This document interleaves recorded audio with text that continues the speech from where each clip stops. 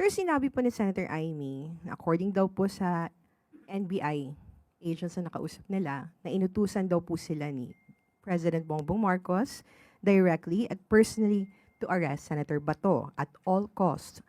Sino po, at kahit sino pa po ang mamatay, kahit sino pa ang madali, basta pasukin po si Bato, ngayon din, end of quote. Would you like to comment? Opo, unang-una po, sino po kaya yung NBI agent na kausap niya?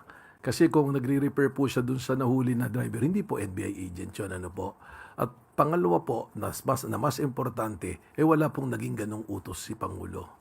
Sa totoo po, ang utos po ni Pangulo, through Secretary Eric Bida, wala tayong gagawing pag-aresto o mga pagpasok sa Senado po, sapagkat inirerespeto nga po natin ang prosesong nangyayari po sa Korte Suprema. Katunayan po, yung pong aking strict instruction sa mga NBI po na ipinadala po sa GSIS, na kahit makita si Senator Bato, just monitor at tingnan po kung ano bang yayari. Wala pong pang-aresto. Kaya hindi ko po alam kung saan po nanggagaling ang ating pumbutuing Senator Ivy Marcos. Ano po?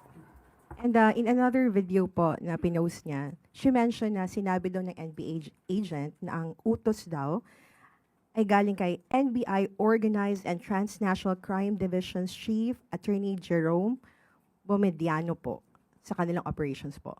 Well, unang-una po, si Jerome Bomediano is, yan po, I can confirm na he is a member of the Bureau.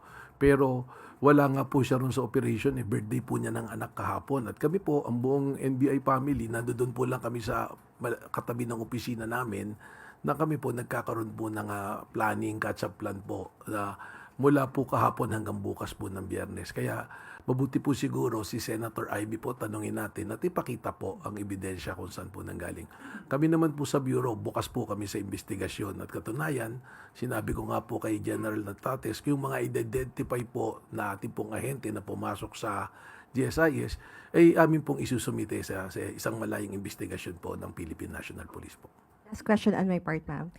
This morning po, nag-post po si Senator Amy ng letter addressed to the President and sinabi niya dito that in view of the serious allegations and without prejudging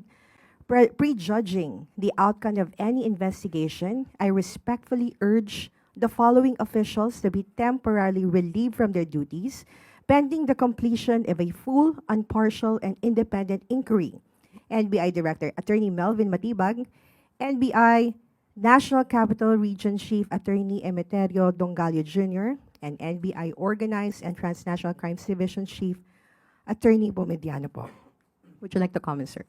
Well, that is the prerogative of the good senator. Pero tayo naman po, nagsisilbi po tayo sa pleasure po ng ating appointing authority at kung ano po yung mandatong ibinigay po sa atin.